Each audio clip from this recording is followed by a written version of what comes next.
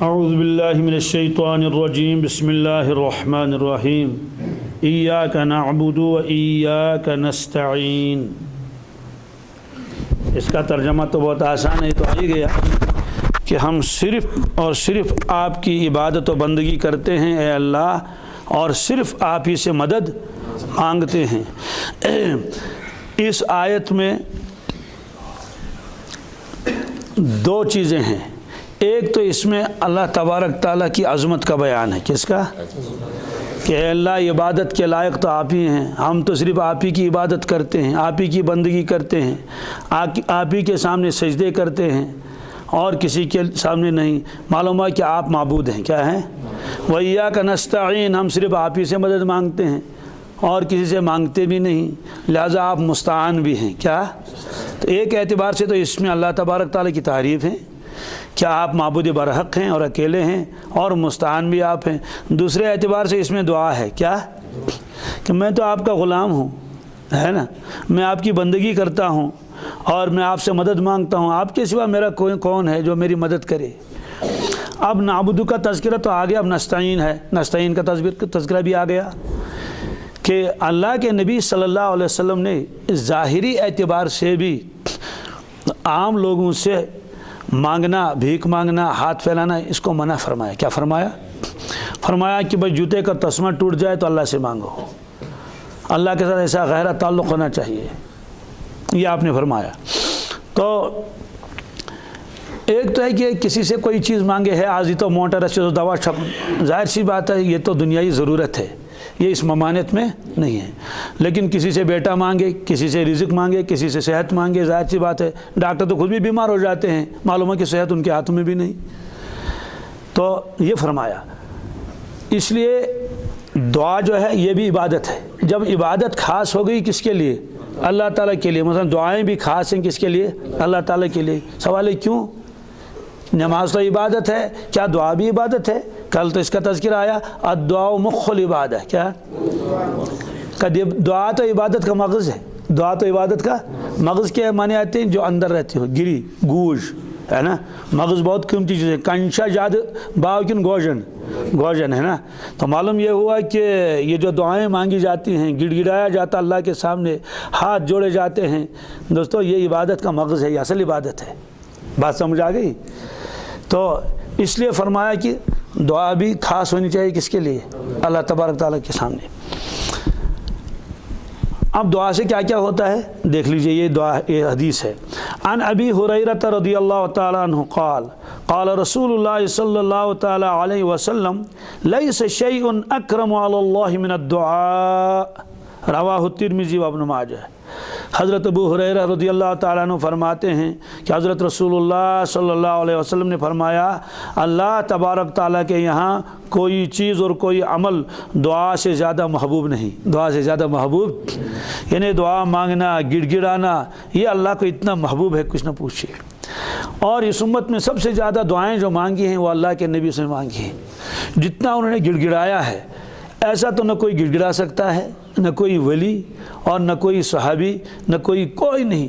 جیسی کیفیت اللہ کے نبی صلی اللہ علیہ وسلم کے اوپر طاری ہوتی تھی کس وقت؟ دعاؤں کے وقت۔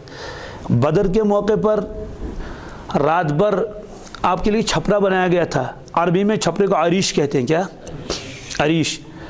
تو ایک چھوٹا سا چھپرا بنایا گیا تھا، پڑ اس کا پڑ، اس میں اللہ کے نبی صلی اللہ علیہ وسلم رہے رات بھر، اور باقی صحابہ کرام تو آرام کر لیا، سو گئے، کیونکہ صبح جنگ تھی صبح، اور حضرت ابوبکر صدیق تو دروازے کے اوپر تلوار لیے ہوئے کھڑے تھے، ایسا نہ ہو کوئی حملہ کر لے، کیونکہ کافر بھی قریب میں تھے اور مسلمان ادھر کو تھے۔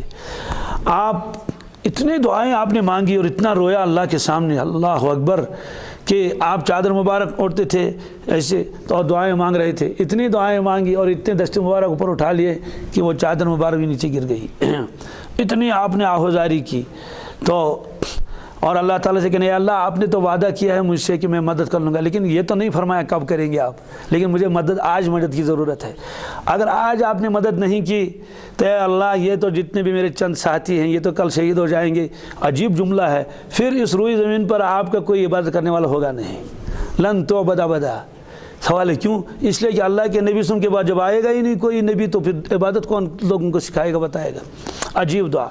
तो ये चादर गिरती थी तो अब अबू बकर सिद्दीक वहीं पीछे खड़े हुए थे, उठा के फिर रख ली। कहा बस कीजिए, बस ऐ अल्लाह की बस कीजिए, अब तो दुआ कबूल हो गई होगी। लेकिन अल्लाह के नबी फिर भी मांगते रहे सुबह तक। कहाँ तक? यानी तहज्जुद का वक्त हुआ वहाँ तक। तहज्जुद के बाद फिर आपने मांगना शुरू कर दिया, बस उसी अंदाज से और बेचैनी के साथ। फजर का वक्त जब हुआ, सुबह का वक्त, बस आप उस छपरे से बाहर निकले और बहुत खुश थे। तो फरमाया कि अबशिर या अबू बकर खुश हो जाओ। कहा क्यों? कहा कि अल्लाह ताला ने कबूल की दुआ। अल्लाह ताला ने दुआ कबूल फरमाई कि जिब्रील अलैहिस्सलाम तो आ गए हथियार लगाए हुए। क्या जिब्रील अलैहिस्सलाम से आमद क्या हथियार है? तामिक माने को कि मालक थी न। तो और एक आयत भी लेकर आए, सयुहज़मुल जमउ व यवल्लून दुबुर। इसका मतलब तो यह है कि ये जो लश्कर आपके सामने है, ज़बरदस्त जरी लश्कर नज़र आता है और सामान के साथ लेस हैं। और सहाबा किराम तो अचानक निकले थे, उनको मालूम भी नहीं था आगे जंग होने वाली है, वो तो उस इरादे से निकले भी नहीं थे, वरना कुछ हथियार साथ लाते। सयुहज़मुल जमउ, ये लश्कर शिकस्त खाएगा, वह युवल्लून दुबुर, और ये भाग जाएंगे। ये आयत भी नाजिल हुई। बहरहाल वो छपरा कहाँ था? वहाँ आज मस्जिद है, बहुत वसी मस्जिद है, मस्जिद अरीश। क्या? बहुत वसी मस्जिद है, बड़ी मस्जिद, इतनी शानदार और आली शान। तो अब तो बदर में आबादी भी हो गई है अल्हम्दुलिल्लाह, एक छोटा मोटा कस्बा भी बन गया है वहाँ। अब बाकायदा 5 वक्त की नमाज़ भी होती है, जुमा की नमाज़ भी होती है। आली शान मस्जिद है, बंद रहती है सुबह को फजर के बाद, लेकिन अगर कोई वहाँ जाएगा तो उनसे कहेगा तो खोल दो तो खोल भी देते हैं। वैसे नमाज के टाइम में तो खुली रहती है। इसलिए फरमाया अल्लाह तबारक ताला को बहुत महबूब है बंदा जब उनसे दुआएं मांगता है। एक रिवायत में है कि तकदीर को अगर बदल सकती है तो दुआ। क्या सवाल है कि हमने तो सुना है कि तकदीर सुन बदल नहीं, अशना बूझ में तकदीर सुन बदलन की तकदीर तो बदलती नहीं। उसको लिखा तकदीर की 2 किस्में हैं। कितनी? एक किस्म तो बदलती नहीं, जैसे एक शख्स को मरना है फलां तारीख पर, कितनी दुआएं मांगो तो बहरहाल तो मर जाएगा, उसको तो उस ज़िंदगी उतनी लिखी हुई है, फिर भी दुआओं का तो फ़ायदा मिल जाएगा। लेकिन बहुत सारी चीज़ें ऐसी होती हैं, उसको कहते हैं तकदीर मुअल्लक़। क्या? तकदीर मुअल्लक़ के माने आते हैं, अगर बंदे ने दुआएं मांगी, अल्लाह के सामने गिड़गिड़ाया तो फ़लाँ चीज़ हम इसको दे देंगे, या फ़लाँ मुसीबत हम इसको दूर कर देंगे। इसलिए अब तो हमको तो ये मालूम ही नहीं कि तकदीर मुअल्लक़ में क्या लिखा है और तकदीर मुबरम में क्या लिखा है। उसको मुबरम कहते हैं। क्या? बंदे का काम है तो बस मांगे, बहुत मांगे, गिड़गिड़ाए, रोए, तो दुआओं की वजह से अल्लाह ताला मुसीबतों को दूर फरमाते हैं और जो चीज़ अभी मिलने वाली नहीं थी वो भी मिल जाती है। इसलिए ये फरमाया कि अल्लाह ताला को बहुत महबूब है क्या? दुआएं मांगना। दुआ कभी ज़ाया नहीं होती है, दुआ कभी रद्द नहीं होती है। हाँ, दुआ रद्द होती है जो हराम खाने वाला हो, क्या हो, उसकी दुआ कबूल नहीं होती है, होती ही नहीं बिल्कुल।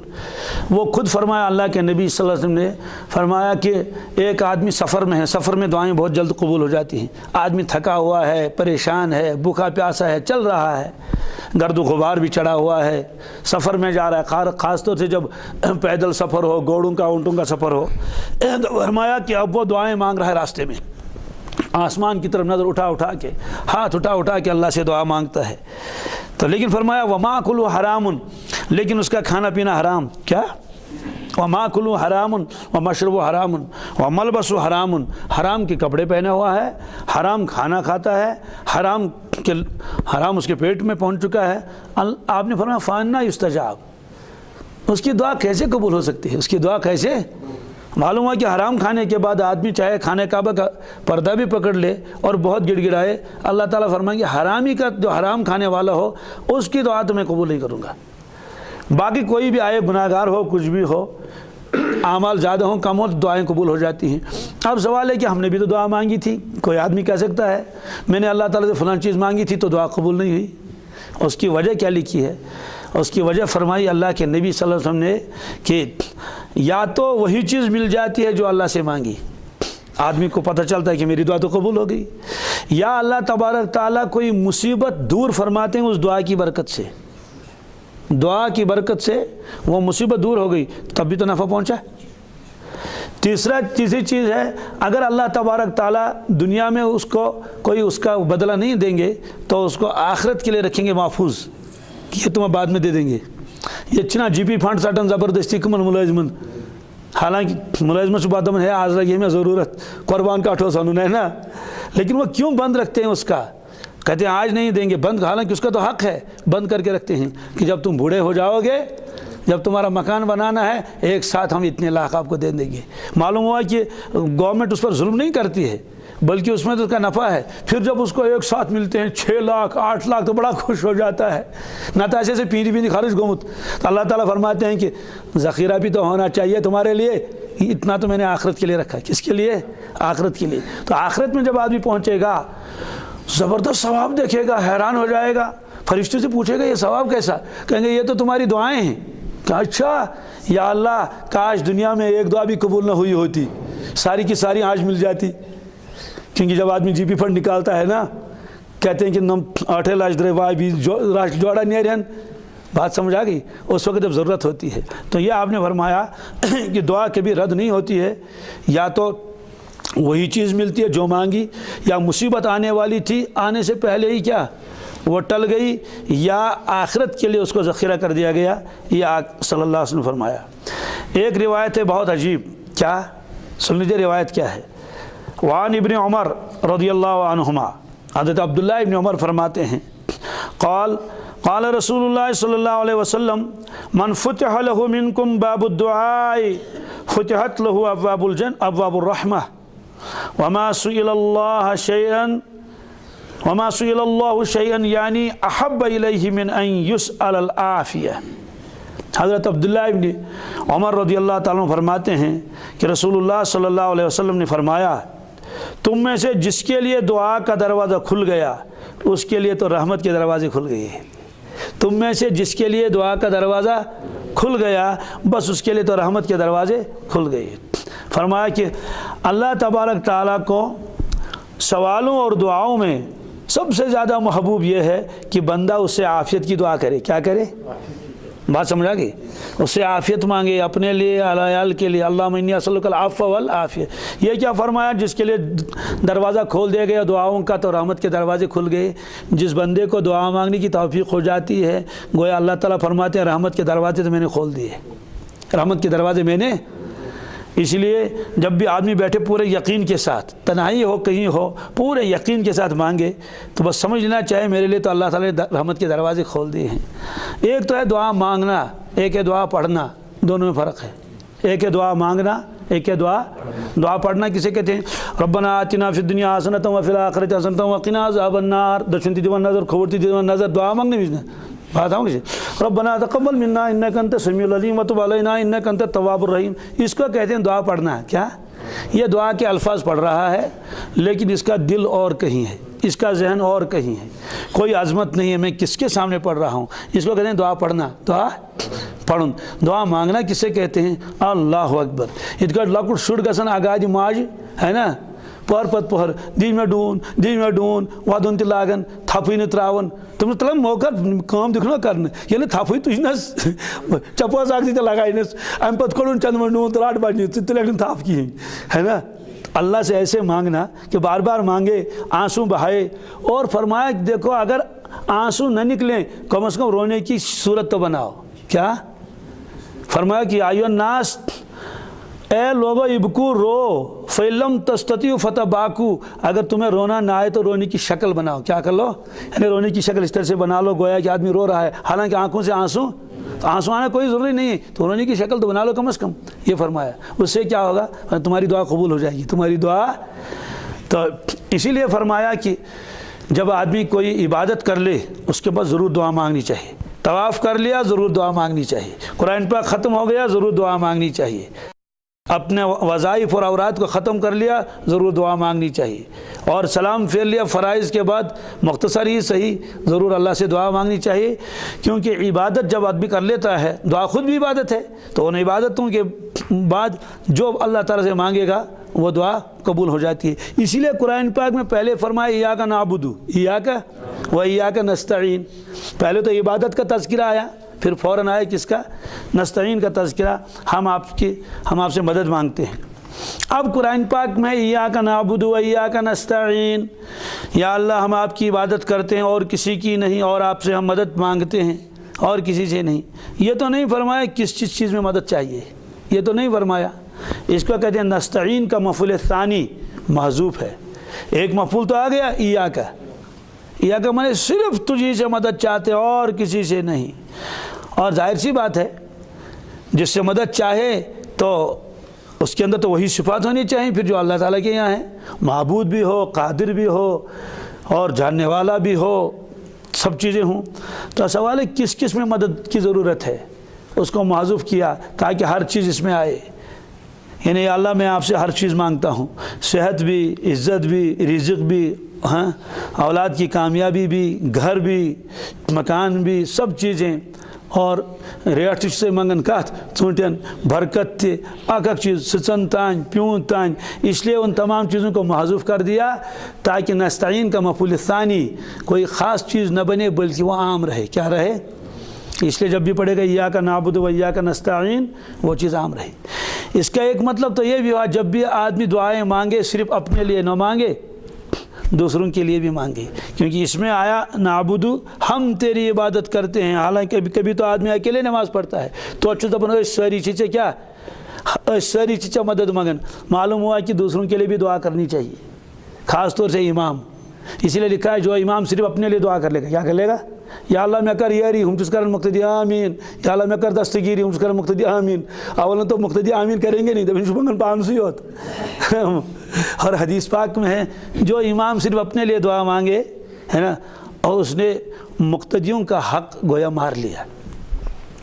یعنی ام کو مقتدی یا سے پاس لحاظ کی ہیں ضمناً ایک آدھ دعا اپنے لیے کر لے تو کوئی خاص بات نہیں ہے، ایک دو دعائیں تو ہو ہی جائیں گی۔ یا امامس آس پتہ عربی پہ جمعک سیک کن واحدک سیک تب تو وہ معذور ہے۔ سہ دپ نا مجھے پتہ جمع کیا گو تو واحد کیا گو، میں دعا کورمت یاد تو پڑھوں، تو ظاہر سی بات ہے اس کو معلوم ہی نہیں۔ لیکن جب دعا کر لے گا تو اس میں کیا کر لے گا؟ سبوں کو شامل رکھے، اپنے بھائیوں کو، پوری امت کو۔ اسے نستعین کے اندر یہ بھی ہے کہ جب مانگو گے اللہ تعالیٰ سے کہ ہم تو سارے ہی مانگتے ہیں آپ سے، اس لیے نستعین کا مفعول ثانی محفوظ ہے، محذوف ہے۔ ایک بات۔ دوسری بات ایاک نعبد و ایاک نستعین، اے رب ہم تمہاری عبادت و بندگی کرتے ہیں، و ایاک نستعین ہم تو مدد مانگتے ہیں آپ سے۔ کس چیز میں؟ اسی عبادت میں۔ کیا آپ کی توفیق کے بغیر تو ایک سجدہ بھی مشکل ہو جائے گا۔ ژٕ کر اَسہِ مدد تاکہ فجرس پر تہِ آسو ہٮ۪کان ؤتھِتھ، ژٕ کر مدد أسۍ ہٮ۪کو روزدر تہِ روٗزِتھ۔ معلوم ہوا کہ عبادت مقصود اعظم ہے۔ کیا ہے؟ اللہ کی بندگی۔ وما خلقت الجن والانس الا لیعبدون۔ اللہ تعالیٰ فرماتے ہیں لوگوں میں نے انسان اور جنات کو صرف اپنی بندگی کے لیے قبول کیا ہے، اس لیے اللہ سے مانگو یا اللہ بندگی آسان کر دے، اللہ بندگی کی توفیق دے دے۔ تو معلوم یہ ہوا کہ ہم بندگی کے لیے آپ سے مانگتے ہیں، لیکن یہ بھی اس میں آیا، اس کے علاوہ اور بھی چیزیں۔ اب اللہ تعالیٰ نے فرمایا میرے بندے مانگ کیا مانگتے ہو؟ کیا مانگ کیا مانگتے ہو؟ کیونکہ حدیث پاک اس سے پہلے آ گئی۔ اللہ تبارک تعالیٰ نے فرمایا سورہ فاتحہ کو میں نے اپنے اور بندوں کے درمیان میں آدھا آدھا کیا ہے، تقسیم۔ سورہ فاتحہ اس میں تقسیم کروں پانس درمیان تھے بندن درمیان، کیا اس میں آدھا حصہ تو بندے کا، آدھا تو میرا ہے۔ بندہ کہتا ہے الحمدللہ رب العالمین، الحمدللہ رب تمام تعریف رب العالمین۔ اللہ تعالیٰ جواب دیتے ہیں حمدنی عبدی، فرشتوں دیکھو میرے بندے نے میری تعریف کی۔ اب اس نے کہا الرحمن الرحیم، تو اللہ تعالیٰ فرماتے اثنا علی عبدی، میرے بندے نے میری ثنا خوانی کی۔ کیا کی؟ اب وہ کہتا ہے مالک یوم الدین، اے پروردگار آپ تو قیامت کے دن کے مالک ہیں۔ تو اللہ تعالیٰ فرماتے ہیں مجدنی عبدی، میرے بندے نے میری بزرگی بیان کی کہ میں مالک یوم الدین ہوں۔ اب وہ کہتا ہے ایاک نعبد و ایاک نستعین، اے رب ہم آپ کی بندگی کرتے ہیں، آپ سے مدد مانگتے ہیں۔ اللہ تعالیٰ فرماتے ہیں کہ ھذا بین و بین عبدی، یہ ٹکڑا تو میرے اور بندے کے درمیان تو مشترک ہے۔ کیسے مشترک ہے؟ اس میں دو چیزوں کا تذکرہ آ گیا، ایک تذکرہ عبادت کا، ایک تیسرا مدد کرنے کا۔ کس کا؟ کہتے بندے عبادت تو آپ نے کر لی، اپنا کام تو آپ نے پورا کر لیا، اب رہا مدد والا مسئلہ وہ تو میں کروں گا، وہ تو چکر پانی کام وہیں کر وہ۔ اس لیے فرمایا کہ آدھا بندے نے اپنا کام تو کر لیا ایاک نعبد سے، اب میرا کام رہ گیا آپ کی مدد کر لینا۔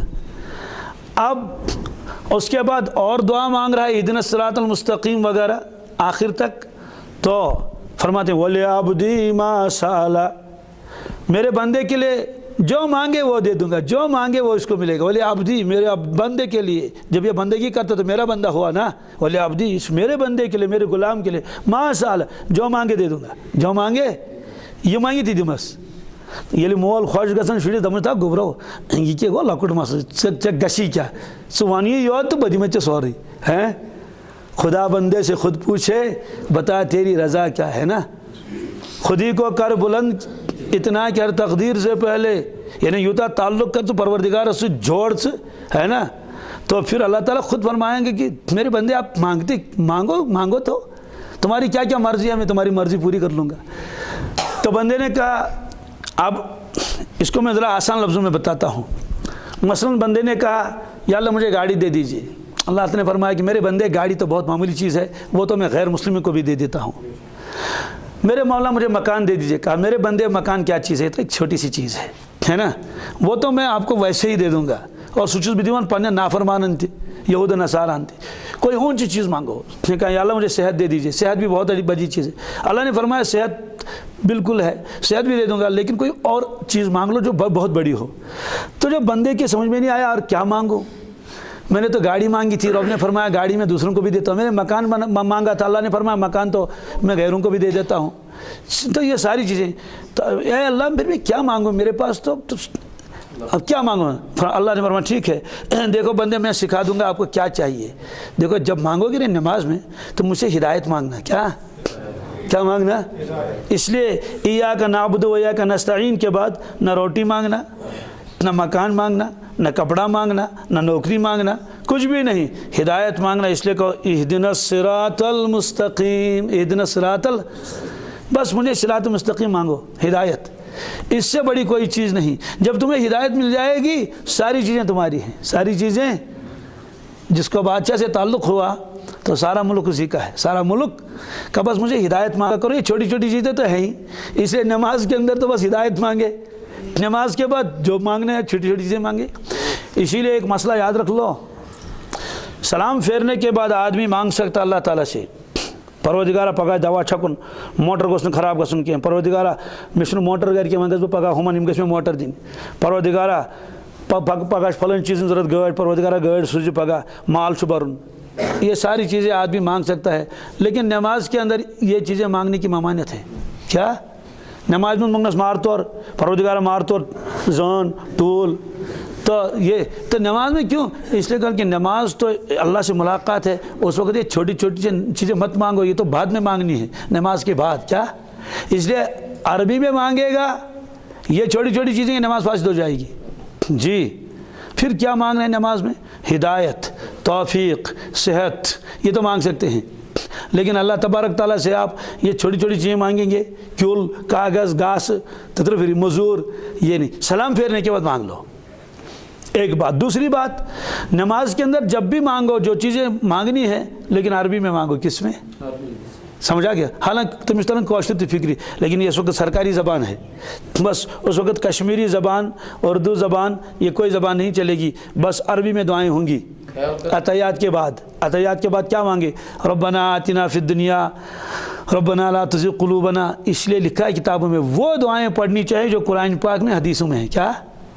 یا قرآن پاک اور حدیث پاک کے مشابہ ہیں، چاہے وہ اپنی زبان سے بھی مانگے، عربی میں، عربی پر اگر عبور ہے تو یہ، کشمیری میں نہ مانگے۔ سلام پھیرنے کے بعد جو کچھ مانگنا ہے وہ مانگ لو، ہر چیز، جوتے کا تسبیح بھی مانگ لو۔ تو نماز چونکہ اہم چیز ہے، اس لیے فرمایا اللہ تعالیٰ نے میرے بندے تو کیا مانگے گا، پتہ نہیں کیا کیا مانگے گا، جو اصل چیز ہے تو وہ رہ گئی، جو اصل چیز ہے، اس لیے میں آپ کو سمجھا دیتا ہوں۔ اے اللہ کیا، دیکھو جب تم ایاک نعبد و ایاک نستعین پڑھ لو گے تو مجھ سے ہدایت مانگنا، کیا؟ بس کہہ دینا اہدنا الصراط المستقیم، اہدنا الصراط یہ ہدایت اتنی اہم ہے آپ کے لیے، جب تک تم زندہ رہو گے تب تک مانگتے رہنا، تب تک۔ اب مسئلہ آیا کہ ہدایت کس کو کہتے ہیں، اس کے درجات کیا ہیں، وہ انشاءاللہ اس کا بیان آگے تفصیل کے ساتھ آ جائے گا۔ کس میں رکوع ہے؟ نماز میں نہیں، دل میں تو الگ ہے۔ اصل وجوہات ہے کہ نماز جو ہے نا نماز تو اللہ تبارک تعالیٰ کی بندگی کس کے ساتھ تو توجہ ہے اللہ ہی کی طرف، البتہ صرف عطیات کے بعد دعاؤں کا محل ہے۔ اصل میں رکوع جو ہے صرف اللہ تعالیٰ کے سبحان ربی العظیم پڑھنے کے لیے ہے کہ اس میں صرف اللہ کی عظمت کا بیان ہو، اور سجدے میں سبحان ربی الاعلیٰ ہو، اور قیام میں سورہ فاتحہ اور دوسری صورتیں ہوں، اور اس کے بعد عطیات میں پہلے اللہ کی حمد و ثنا ہو، عطیات، اس کے بعد درود شریف ہو۔ اب اس کے بعد اب نمبر آیا کس کا؟ دعا۔ اصل میں اللہ تعالیٰ نے دعاؤں کے حصہ خود رکھا ہے کس میں؟ نماز میں، لیکن اس کی جگہ متعین ہے، اس کی جگہ، ہر چیز کی جگہ متعین ہے۔ اب آپ نے اللہ اکبر کرنے کے بعد اگر آپ قیام میں دعائیں مانگیں گے، اللہ تعالیٰ فرمائیں گے دیکھو یہ جگہ قیام دعا مانگنے کی نہیں ہے۔ اگر آپ نے رکوع میں مانگ لیا، سجدے میں، البتہ نوافل میں، کس میں؟ نوافل میں ثابت ہے اللہ کے نبی صلی اللہ علیہ وسلم کبھی سجدے میں دعا مانگتے تھے، کس میں؟ نفل نمازوں میں، یا ویسے ہی خالی سجدہ کیا اس میں دعا مانگی آپ نے، اس کی اجازت ہے۔ لیکن جو فرض نماز ہے، جو سنتیں ہیں، اس میں وہی پڑھ لو جو اس کا حق ہے۔ کیا؟ رکوع میں سبحان ربی العظیم، البتہ 3 ہی مرتبہ نہیں، زیادہ مرتبہ پڑھ سکتے ہیں، لیکن طاق مرتبہ کیا؟ 3 مانگو، 7، 3، 9، 11، 13، 17، اس طرح سے جتنی۔ اب یاد کیسے رہے گا؟ اس کے لیے بہترین شکل یہ ہے، کیا؟ پہلے سانس میں تو 1 مرتبہ پڑھ لو، کیا؟ سبحان ربی العظیم، اس کے بعد ہر سانس میں 2 مرتبہ۔ اب گننے کی ضرورت، بات سمجھ آ گئی؟ تو وہ تو طاقی ہو جائے گا نا، پہلے سانس میں 1 مرتبہ، اگر 2 سانس لے تو 3 ہو جائیں گے، اگر 3 سانس لیں گے تو 5 ہو جائیں گے، اگر تو اس طرح سے وہ چلتا رہے گا۔ یا پہلے سانس میں 3 مرتبہ، اس کے بعد ہر سانس میں 2 مرتبہ، تو زیادہ پڑھ سکتے ہیں۔ طاق کا خیال رکھے رکوع میں بھی اور سجدے میں بھی، اس لیے رکوع اور سجدہ متعین ہے اللہ تبارک تعالی عظمت اور کبریائی کے بیان کا۔ اور دعا کا محل کیا ہے؟ عطیات کے بعد۔ اسی لیے جب پہلے حمد ثنا کرے گا، اس کے بعد جو عطیات آ گیا وہ آخر میں رکھیے دعا۔ ایک بات اور سن لیجئے، یہ بہت اہم بات ہے، کیا؟ فرض نمازوں میں تو دعا مختصر مانگنی چاہیے عطیات کے بعد، کس کے؟ عطیات میں۔ درود شریف پڑھ لیا، رب اجعلنی مقیم الصلاۃ ومن ذریتی ربنا وتقبل دعا، یا رب انی ظلمت نفسی ظلما کثیرا یا ربنا آتنا، بس۔ لیکن اگر آپ اکیلے نماز پڑھتے ہیں، کیا؟ اکیلے جتنی دعائیں آپ کو یاد ہیں وہ سب پڑھ لیجئے عطیات میں درود شریف کے بعد۔ ربنا لا تزغ قلوبنا ربنا لا تؤاخذنا، اس کی وجہ یہ ہے کہ وہ جگہ ہے دعا کے قبول ہونے کی، کیونکہ ابھی آدمی سلام نہیں پھیرتا ہے۔